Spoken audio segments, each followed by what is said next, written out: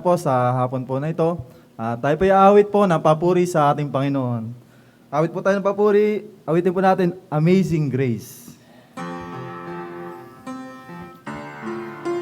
Awit po tayo. Amazing Grace, how sweet the sound. Verse 1, sing. Amazing Grace, how sweet the sound that saved a wretch like me. I once was lost, but now I'm found. Was blind, but now I see.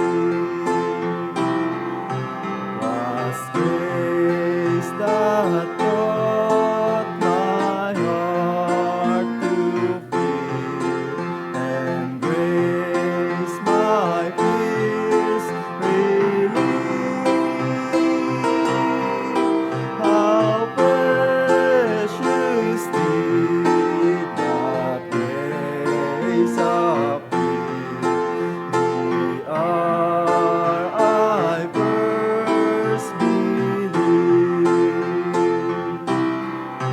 Through many dangers, toils, and snares, I have already come. This grace had brought me safe thus far, and grace will lead me home. Last verse. When we've been there 10,000 years, bright shining as the sun,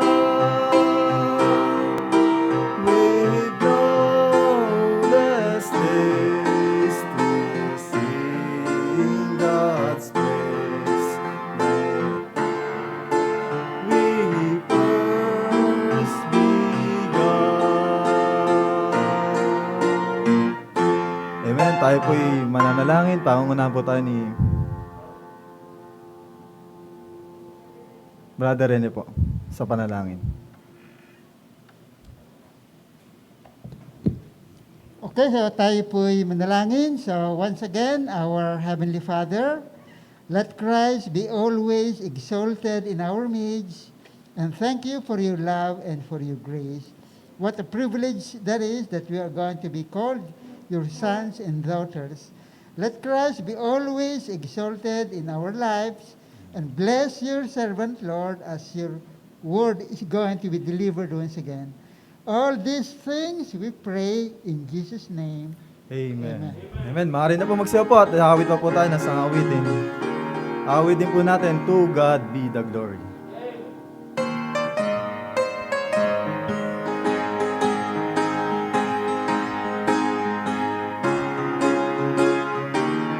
Verse 1, ready, sing.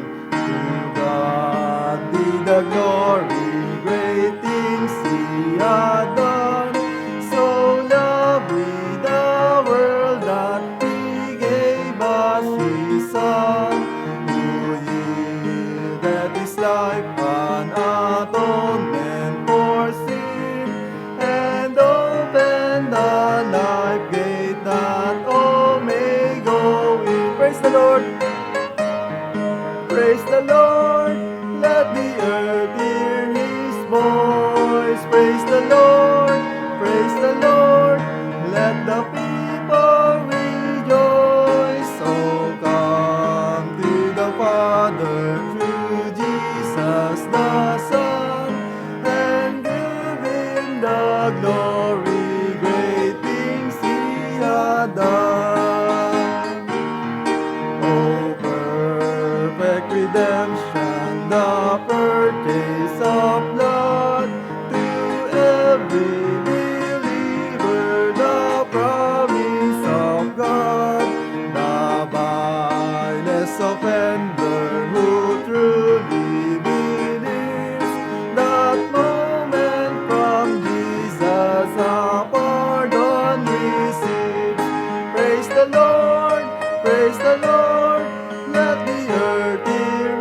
voice. Praise the Lord, praise the Lord.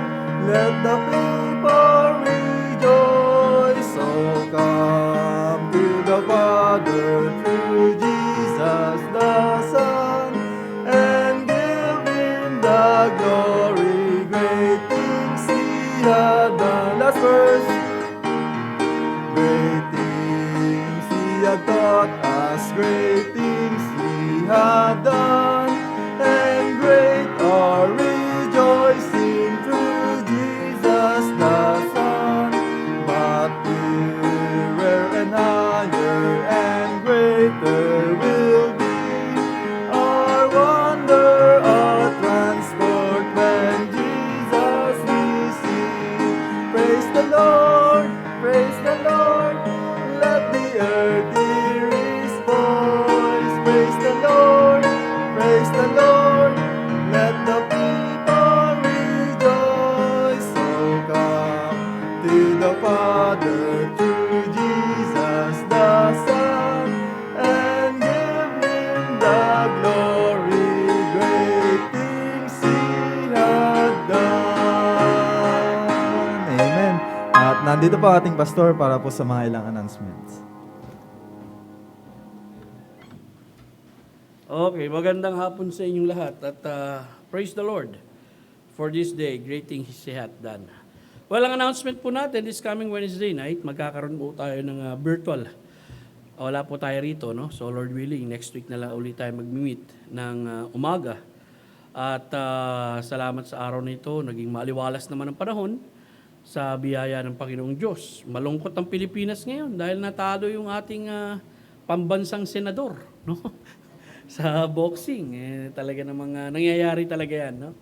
As you grow older, you become weak and slow. Kaya hindi naman habang buhay yung lakas natin. Sapat na yung may kalakasan tayo ngayon at magamit natin sa takdang panahon at pag dumating yung time na it's time for us to rest, well, sunod lang tayo sa Panginoon. There are bigger things naman pwede pa tayong magawa para sa Diyos, no? Wow. So, yun lang ang announcement po natin at salamat sa pagkakataon. Nagkasama-sama tayo muli ngayong hapon. So, next week, Lord willing, we will have another topic, no, na tatalakayin sa umaga. And pray for that, lalo na pagpasok ng September. Hahanap ako ng magandang series na ating mapag-aaralan muli mula sa salita ng Diyos. At napakarami namang magagandang paksa talaga na kinakailangan mabigyan natin ng pansin. So pa rin lamang po ang announcement natin, patuloy natin ipanalangin ng bawat isa, ang mga kapatid natin sa pananampalataya. Especially kung meron kayong alam ng mga kapatid natin who are sick and suffering right now, why not send that prayer request to Sister Ano kaya sa akin para maipaabot natin sa ating Wednesday night prayer meeting. At kung yung mga nasa Wednesday night prayer meeting natin ng mga request, sa tingin yung magaling na, at hindi na kinakailangan doon sa list na yun, alisin na natin para at least mailagay naman natin yung mga bagong prayer request natin. So wag natin kakalimutan ipanalangin ang ating church, ang mga tao, ang ministry ng church natin. Of course, ang Pilipinas, panalangin natin, no? At ang mga tao ay magkaroon talaga ng kaseryosohan kung paano haharapin itong uri ng karamdamang kumakalat sa paligid. Okay? So, panatiliin nating may kalakasan at kalusugan tayo sa tulong ng Diyos. So far, yun lang po ang aking announcement. Tatawagin ko po yung tagapagpaawit natin para umawit tayo ng awit pagbati. Ganon din sa ating mga panghapon na mga kapatirang nanonood. Magandang hapon sa inyo lahat dyan, no? Sa ating nanonood sa kanilang mga tahanan. Okay. So, umawit tayong awit pagbati. Tumayo po tayong lahat at magkakawayan tayo. Okay? Amen. Awitin po natin sa Romans 5 po. Therefore, being justified by faith. Kawayan po tayo. Ito po. Ready, sing. Therefore, being justified by faith, we have peace with God through our Lord Jesus Christ, because the love of God is shed abroad with our hearts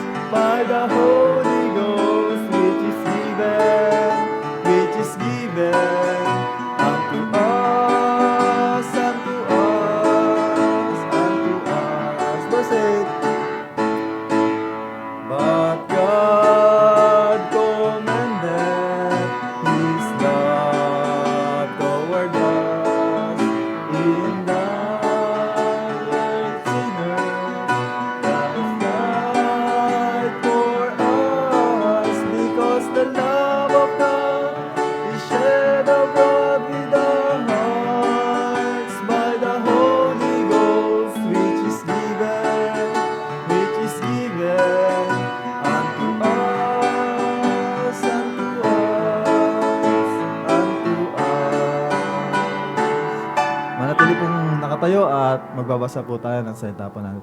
Brother Eli. Ephesians chapter 4, babasahin po natin ang salitan from verses 17 hanggang 32, ang bagong buhay kay Kristo. Kaya sinasabi ko ito at pinatotohanan sa Panginoon na kayo'y hindi na dapat lumakad na gaya ng lakad ng mga hentil sa kawalang saysay ng kanilang mga pag-iisip.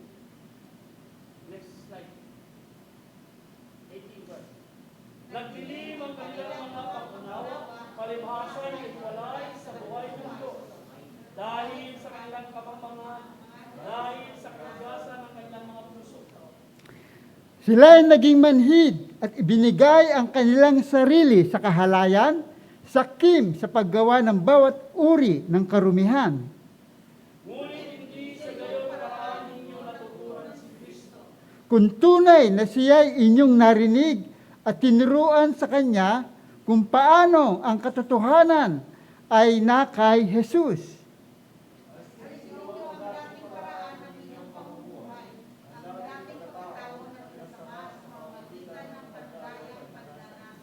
At magbago sa espiritu ng inyong pag-iisip.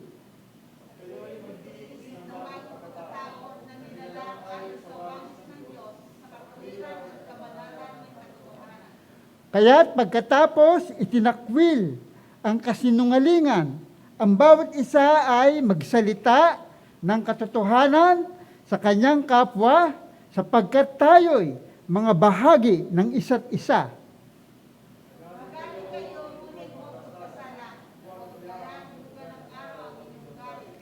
At huwag bigyan ng pagkakataon ang dyablo.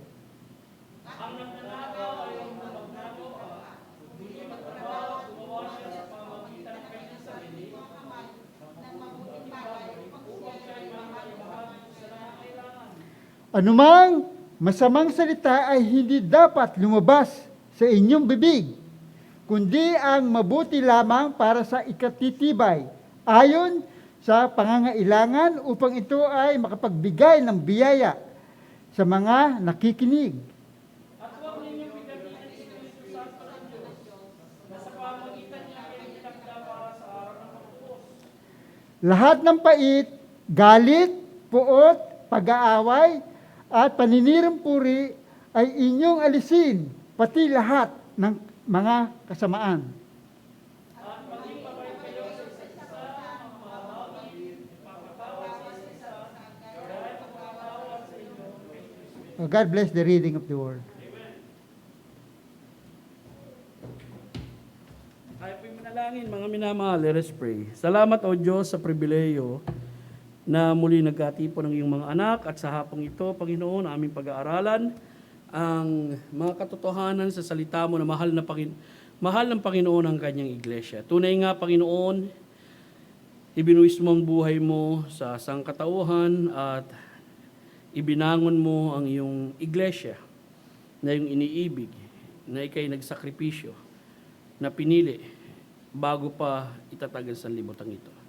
I just pray, O God, that help us understand great truth from your word.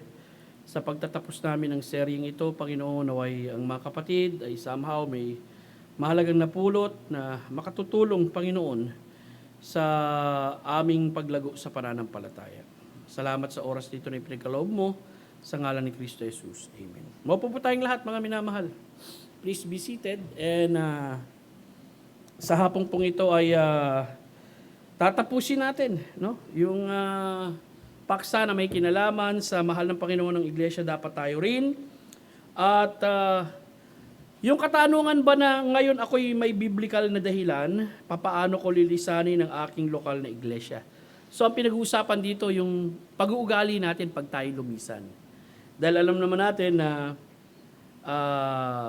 may mga hindi lehitimong dahilan ang isang tao pag umaalis ng church or nililisan ng church. Pero tandaan nyo, itong paksang ito ay ito'y nakapasa ilalim sa pangunawa na tayo bilang magkakapatid sa pananampalataya ay isang Kristiyanong umiibig sa Diyos at nagsisikap mabuhay ng banal. In the same time, we want to earnestly please our Lord Jesus Christ, who is the head of the church. Now, kung ngayon ako'y may biblical na kadahilanan, paano ko lilisanin ng aking lokal na iglesia na makapagbibigay pa rin ng kalwalatian sa Panginoong Diyos?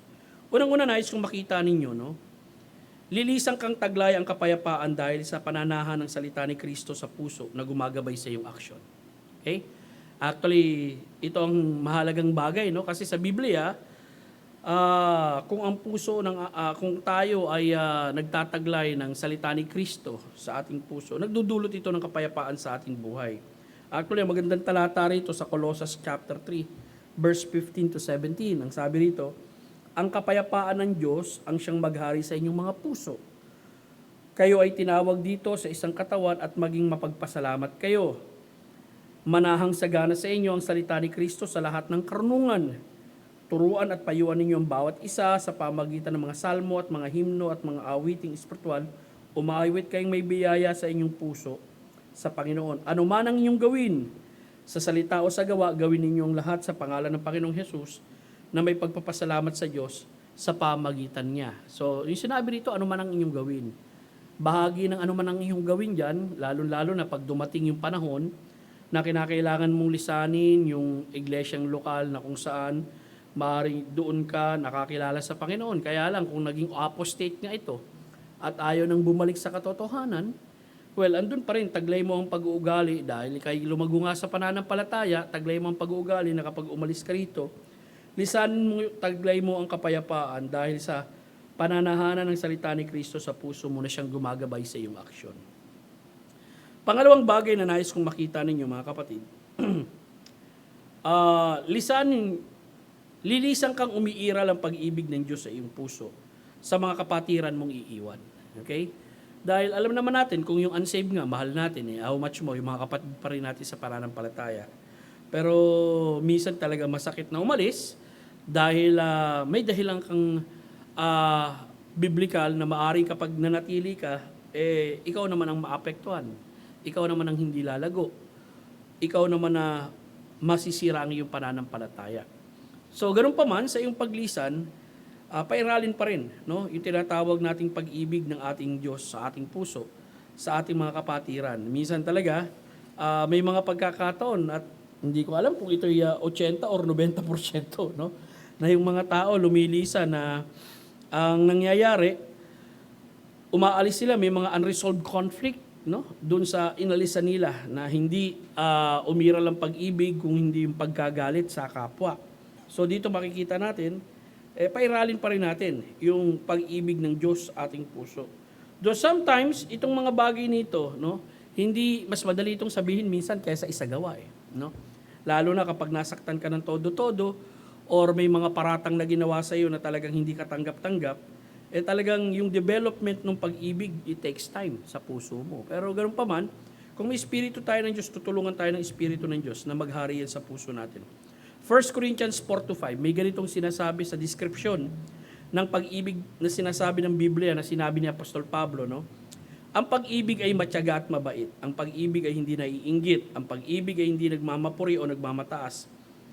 Ito'y hindi nag-uugali ng hindi nararapat, hindi ito naghahangad ng sariling kapakinabangan, hindi madaling magalit at hindi nag-iisip ng masama. Hindi ito nagagalak sa kalikuan, kundi nagagalak sa katotohanan. Ang pag-ibig ay nagtatakip ng lahat ng bagay. Ito ay naniniwala sa lahat ng bagay, umaasa sa lahat ng bagay at nagbabata ng lahat ng bagay. So, minsan sa paglisa natin, dapat umiral pa rin ito. Tulungan tayo, no, na ang pag-ibig ng Diyos sa iyong puso ay umiral pa rin para sa iyong mga kapatiran. Yung napag-aralan nga natin, no, kapag meron dinidisiplina sa church, lalo-lalo na kapatid sa pananampalataya, tinanggap niya yung disiplina na yun, bubukod ka. At sa pagbukod mo yan, hindi mo naman siyang ituturing na kaawa. Yun ang sabi ng Biblia. Ituring mo pa rin siyang kapatid na nagpapayo ka sa kanya. So, how much more kapag ikay umalis doon sa church na yun. Hindi yung ang gusto mo parang sinumpa na yung mga tao roon sa church na iniwan mo. Pangatlo, lilisang kang hayag ang bunga ng Espiritu sa buhay mo. Actually, may hayag na nakikita na bunga ng laman. At may hayag din na nakikita na bunga ng Espiritu. So kanina nakita natin tatlong mahalagang bagay, no? That the word of Christ is dwelling in us, at the same time, yung love ng Panginoong Diyos para sa ating mga kapatid na iiwanan natin pag tayo lumabas. Pangatlo, well, yung fruit of the Holy Spirit. Actually, itong fruit of the Holy Spirit, singular ang pagkakagamit nito sa Biblia. Ibig sabihin, sabay-sabay na nagmamanifest ito sa buhay natin. At nangyayari yan kasi ang isang tao, pwede naman niyang i-desire na mapuspos siya ng banal na Espiritu. Pansinin niyo po sa Galatia 5:22 hanggang 23. Ngunit ang bunga, singular, no, ng Espiritu, nangunguna uli, yung pag-ibig, kagalakan, kapayapaan, pagtitiis, kagandahan loob, kabutihan, pananampalataya, kaamuan, pagpipigil sa sarili, walang kautusan laban sa bagay nito. Kapag sinabing walang kautusan sa bagay, laban sa bagay nito, walang kautusan na ginawa na iniutos na huwag kang umibig, na iniutos huwag kang magkaroon ng kapayapaan, na iniutos na huwag kang magkaroon ng kabutihan o pananampalataya. Actually, opposite doon. Lahat iniutos sa Biblia na magkaroon tayo ng pag-ibig, kagalakan, kapayapaan, pagtitiis. Kaya walang utos na ibinigay ng Diyos laban sa bunga ng Espiritu. Halos lahat ng utos na makikita natin, lalo-lalo na sa Bagong Tipan, na utos ni Kristo, abay ini-endorso yung bunga ng Espiritu ng Diyos. Katulad ng pag-ibig, di ba?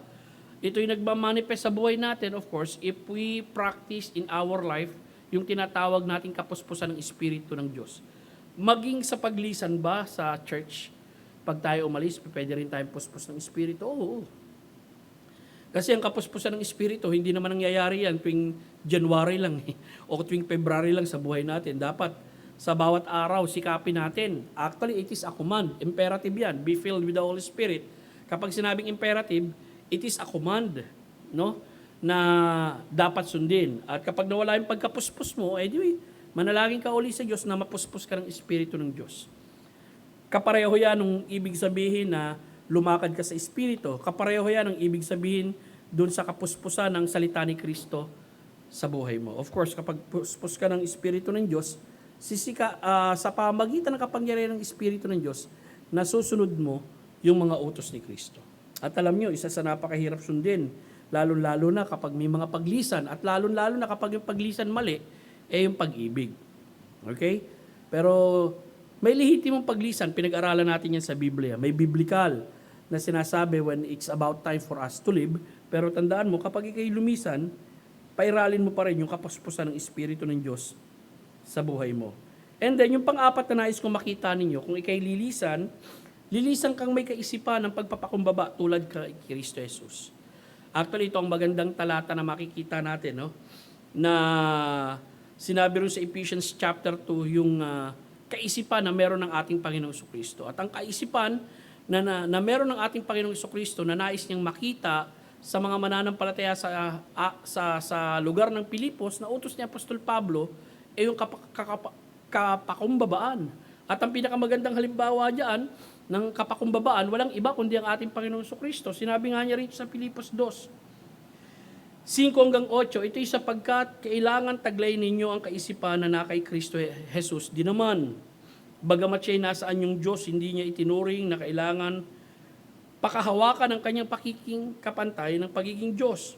Bagkus ginawa niyang walang kabuluhan ang kanyang sarili at tinanggap niya ang anyong ng isang alipin at nakitulad sa tao, yamang siya ay nasumpungan sa anyong tao, siya ay nagpakumbaba at naging masunurin hanggang sa kamatayan, maging sa kamatayan sa krus. Anong kaisipan ng meron kay Kristo? Kaisipan ng pagpapakumbaba, kaisipan na handang magsakripisyo, no? So dito makikita natin, not only being a loving person, kahit lumisan tayo rin sa church na maaaring merong hindi magandang ginawa sa atin, andun pa rin yung pagpapakumbaba. Bakit? Kasi ang Panginoon ang nagtataas eh. Okay? Ang Panginoon nagtataas at ang Panginoon nagpapakababa. Ang hirap naman, nagmamataas ka, ibababa ka ng Panginoon. Mas maganda na magpakumbaba ka, hayaan mo na ang Diyos ang magtaas sa iyo. So, yun ang pang-apat na bagay na nais kong makita ninyo. At ang pang-5 na masasabi ko, ay ang pang-apat na, ang pang-5 na masasabi ko, no, lilisan kang may kaisipang ng pagpapakumbaba tulad ng kay Kristo. Yung pang-5 Lilisan kang may mapagpatawad na puso at walang taglay na mapait na espiritu. Mahirap yan. Kasi kung doon sa lilipatan mong church, taglay mo pa rin yung mapait na espiritu, para kang nagdadala ng mainit na kape niyan eh. No? At habang bitbit mo yung mainit na kape, tapos may mga dinadaanan kang tao, and then uuga-uga ka, nai-spill over yun sa kanila eh. At hindi maganda. Nakararas ka na may dumaan sa harapan mo, may dalang mangkok ng sabaw.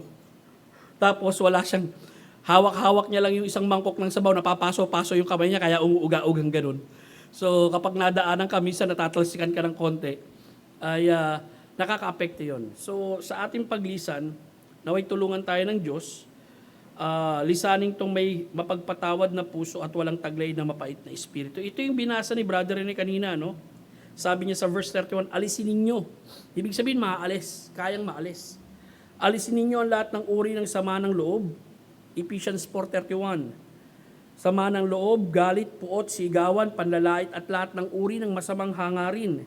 Maging mabait kayo sa isa't isa, mahabagi, nagpapatawaran sa isa't isa kung papaanong pinatawad kayo ng Diyos kay Kristo Jesus. Itong mga bagay na ito, actually, mas madali itong ipangaral kaysa isagawa. Dahil siguro sa dinami-dami ng narinig yung mga karanasan ng ibang tao sa kanilang paglisan, sa kanilang church, minsan may mga masama silang karanasan na nangyari doon sa church na yun. So hindi mawawala at hindi ganun kadali mawala sa kanilang puso yung masasabi nating galit at pait. Naintindihan natin yun. And sometimes it takes time.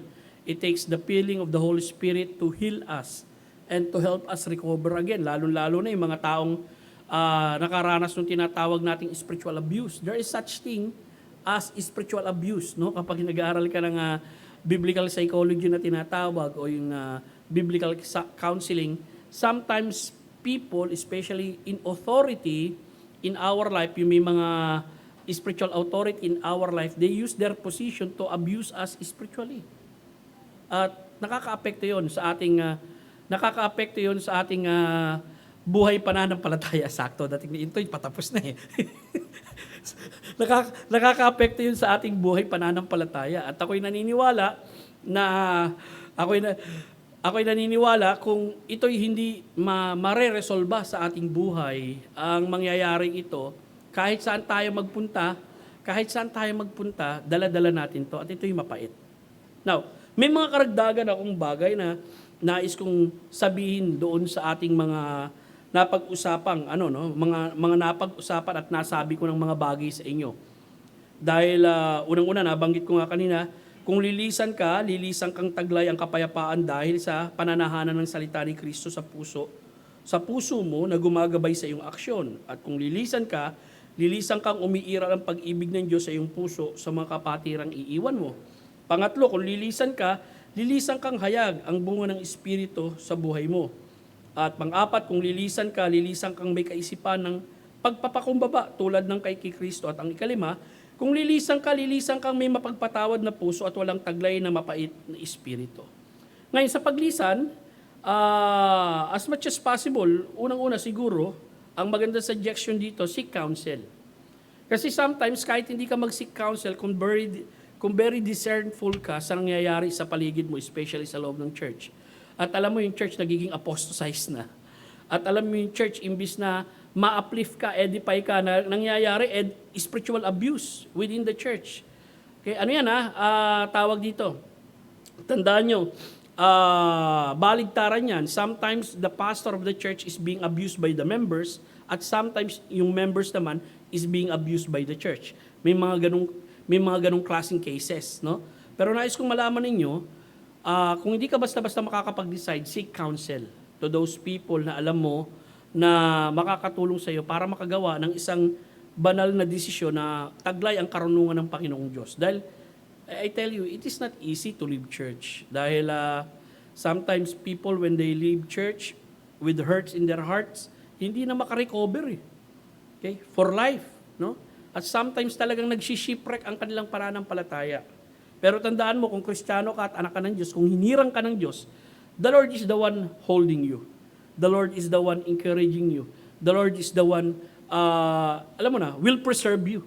Kaya ako naniniwala, yung mga kapatiran na maaring nawala sila sa gawain ng paglilingkod sa isang church, Kung tunay na Kristiyano sila, they will still seek church and continue to serve the Lord there.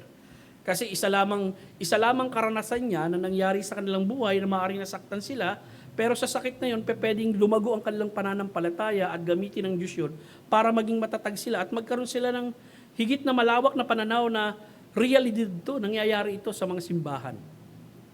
Para magkakaroon sila ng wise or a wise decision in the future. Yung iba masyadong nagiging maingat na, no? Talagang nagiging maingat sila sa paggawa nila ng decision to become a member of the church dahil ayaw na nilang masaktan o ayaw na nilang magkagulo dun sa church.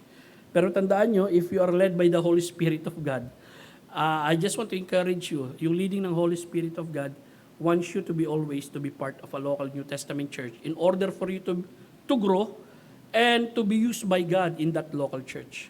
Okay? Seek counsel. At of course, kagaya nga ng nabanggit ko sa inyo kanina, huwag kang lilisan, magpatawad.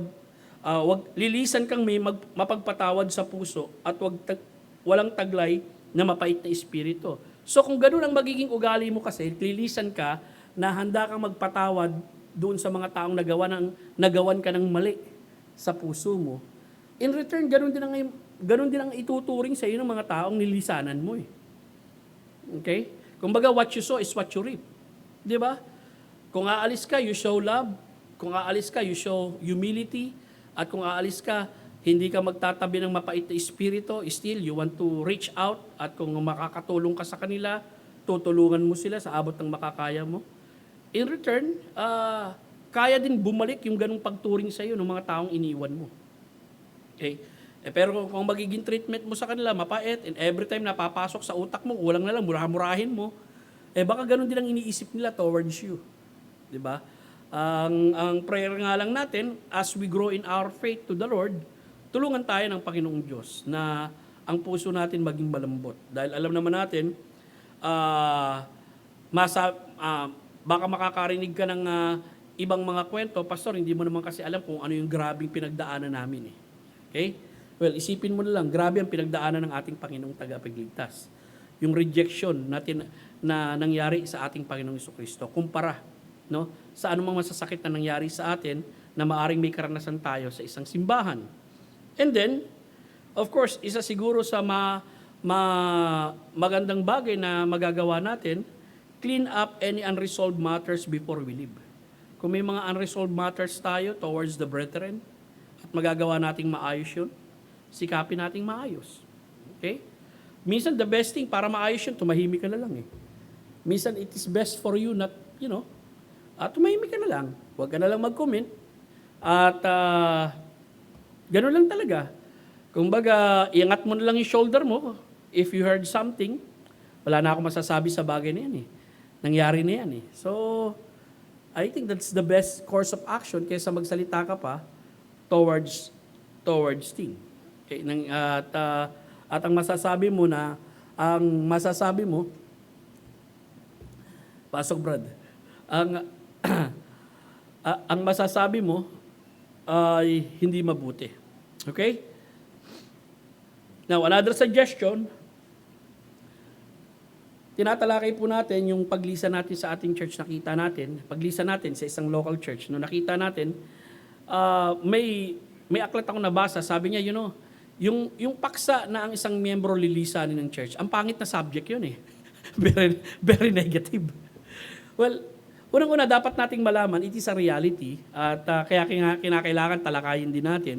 At ako'y naniniwala na there are people that make a good decision in leaving church, of course, not only for their spiritual growth, but also for the good of the church as well.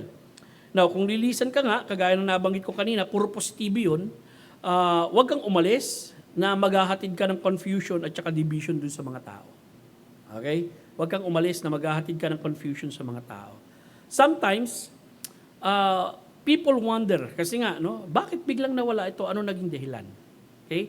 At bakit itong pamilyang ito, o itong 5 pamilyang ito, biglang nawala? Ano naging dahilan? Okay? And then, minsan, hindi mo na mabibigyan ng legitimate reason yun. Ngayon, kung mabibigyan mo naman sila ng legitimate reason, wag mo na silang yayain doon sa ginawa mong decision because they have their own decision to make as well. Kaya makikita natin, live in a way na hindi ito magbibigay ng confusion dun sa mga taong iiwanan mo at yung pagkakabahabahagi rin. Now, I hope and pray that if we leave church, it is recommendable na ang lilipatan mo abay talagang kinakailangan ipanalangin mo at magkaroon ka rin ng pagsusuri dun sa lilipatan mong church. Mahalaga po yun.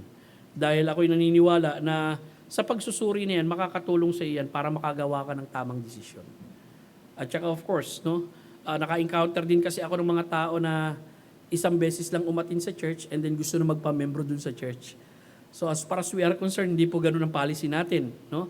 As much as possible, we encourage people to observe our church and we encourage them also na kami mag-uobserba sa inyo. Para at least makilala ka rin namin at makilala mo rin kami.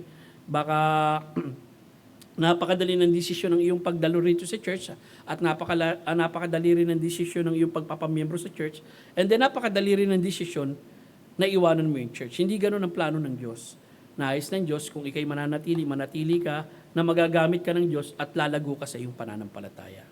Alam niyo, napakaganda nitong mga paksang ito na ako'y naniniwala na kung darating man ang pagkakataon na tayo aalis sa church, umalis tayo na may pag-uugali at may damdamin na hindi magiging hadlang kung balang araw babalik tayo dun sa church na inalisan natin. Parang, hindi po bang nag-abroad ka? Okay? And then, pagbalik mo from abroad, dun pa rin, welcome ka rin sa church na inalisan mo. Okay? Unless, talagang itinaboy ka na ng mga tao doon. No? Ayaw na sa iyo ng mga tao doon kahit tama ang ginawa mo. So kung aalis ka, magkaroon ng attitude at damdamin din na pag umalis ka ron, balang araw, makakabalik ka rin. As their brothers in Christ, as their friends in Christ. Okay? Actually, sometimes it is our decision to leave the church dahil naibigay ko na sa inyo yung mga biblical reason kung bakit tayo kinakailangan minsan umalis ng church. Lalo na if the church become abusive of its member and imbis na ma-edify yung body of Christ, nasisira yung buhay ng mga tao. At andun din kapag yung church naging apostate. No? Yung talagang tumalikod sa gospel, tumalikod kay Kristo, tumalikod dun sa tinatawag nating fundamentals of the faith. There are legitimate reasons why people leave the church. I hope someday, wag mangyari ito sa church natin. At kung may mangyayari man that people maglilib dito sa ating church, aalis sila dahil malilipat sila ng napakalayong lugar, katulad si Shie. Kilala niyo si Shie? No? Baka, kailan ba mag-aasawa yun? Ngayong taon ba o next year? Mukhang next year pa no? Sabi ako rin magkakasal So, pag napunta talaga ng Bicol yun, hindi ko pa i-encourage na nandito ang membership noon. Merong sasalo ng isang magandang gawain doon. Inaanak ko rin yata sa kasal or kaibigan ko rin sa pananampalataya si Pastor Timothy Rempilio. Okay? Kasi mukhang dun galing yung kanyang boyfriend kung hindi ako nagkakamali. Kaibigan ko yun, mabuting pastor yun. Malapit sa Ligaw yung church nun sa Pulangi Alibay. Pulangi, Uwas, and then Ligaw. So yung first time kong pumunta ng Bicol, actually yun ang isang sa mga church nag-invite sa akin para mag-preach ako. In the same time, naging estudyante natin sa ABBC yung nagturo ko. So, ganun lang, no? Makikita natin, when people leave the church, I hope lihitin mo ito, kasi lilipat na sila, malayo na ang lugar nila, and they will find a church that is the same, no? As far as their view of Christ, fundamental teachings of what they believe na pinangahawakan ng salita ng Diyos. So again, yung limang mahalagang bagay na tinalakay natin na kung ako'y lilisan ng church, lisanin natin tong taglay ang kapayapaan dahil sa pananahanan ng salita ni Kristo sa puso natin na gumagabay sa ating aksyon. Lisanin natin tong umiiral ang pag-ibig ng Diyos sa ating puso na may kapatiran, sa ating mga kapatiran na ating iiwan. Lisanin natin tong hayag ang bunga ng Espiritu na nakikita sa ating buhay. Lisanin natin tong may kaisipan ng pagpapakumbaba tulad ng kay Kristo at lilisan tayo na may mapagpatawad na puso at walang taglay na mapait na Espiritu. Okay? At ako'y naniniwala kung ganito ang magiging ugali natin sa ating paglisan sa isang iglesia, makapagdudulot tayo ng kalulatian sa Diyos.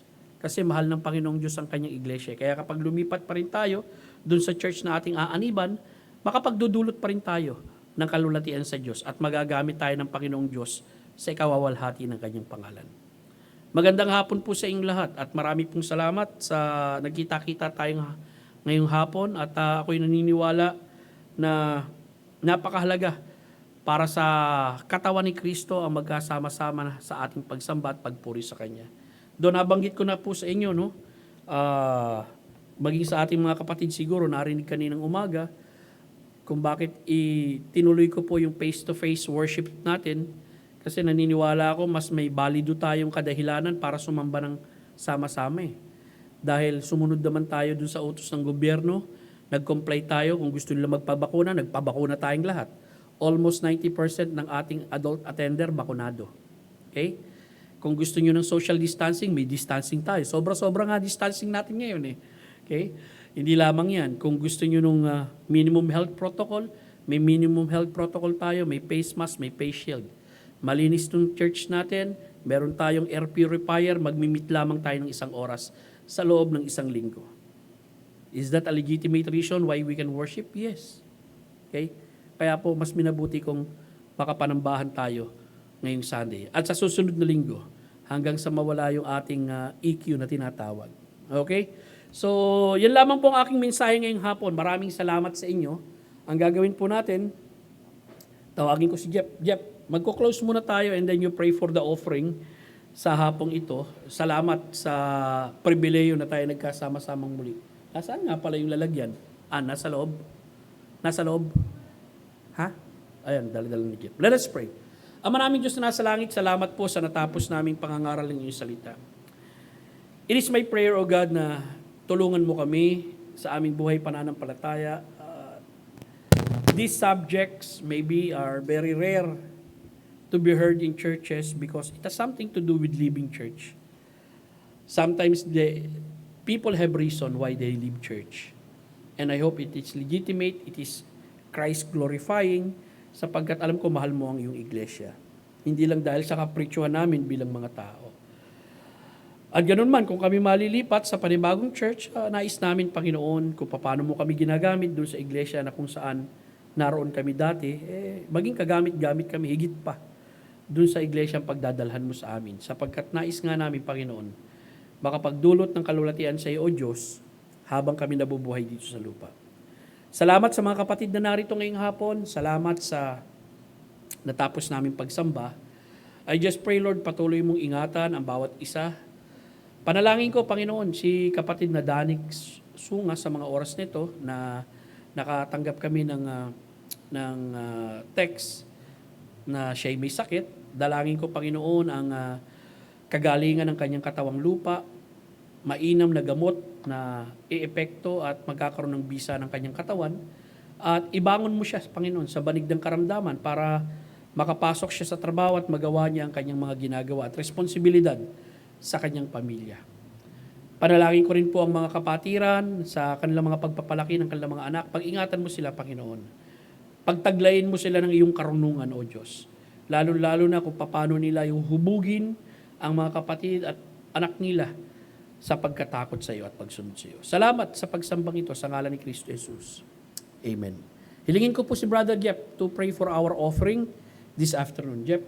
Let's pray. Panginoong Diyos, salamat muli sa pribilehiyo, Panginoon, na pinagsama-sama niyo kami upang sambahin kayo at purihin, Panginoon, sa hapong ito. Dalangin namin, Panginoon, ang bawat isa. I-bless niyo po sa aming pagbibigay ng offering sa pangalan ni Jesus. Amen. Okay.